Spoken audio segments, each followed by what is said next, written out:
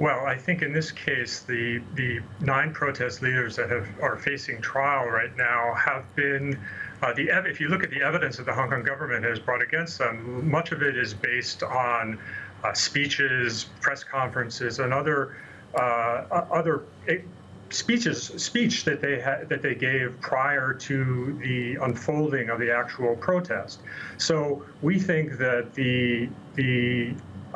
those acts of speech should be protected, and what happened in the subsequent umbrella movement largely should be attributed, or at least the government needs to look at its own responsibility by taking disproportionate measures to arrest student leaders and using tear gas to bring more and more people out in the streets. That is one of the key things that led to the 79 days of protest.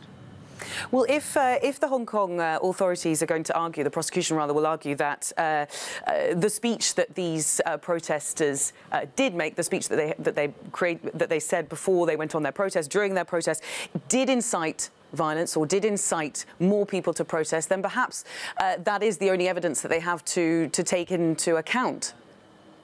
Well, calling for peaceful protests, and let's remember that the umbrella movement lasting 79 days was an overwhelmingly peaceful form of protest. That type of speech should be protected under international human rights law. What I think the Hong Kong government is trying to do is really to pin the blame on these leaders for the failure to manage a situation that spun out of control. If you look at the Can I just ask, sorry to interrupt you, but just very quickly, look, if this is now becoming a question really of basic freedoms in Hong Kong, what can Amnesty International, what can other governments even do to apply pressure to Hong Kong? Well, we've called on the Hong Kong government to drop the charges in this case because we think this is a politically motivated prosecution.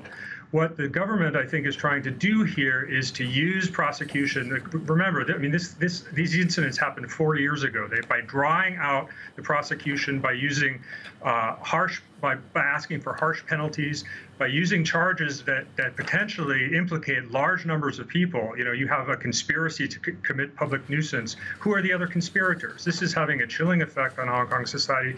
Nobody knows who's next. Nobody knows who might be the next one to fall afoul of the government.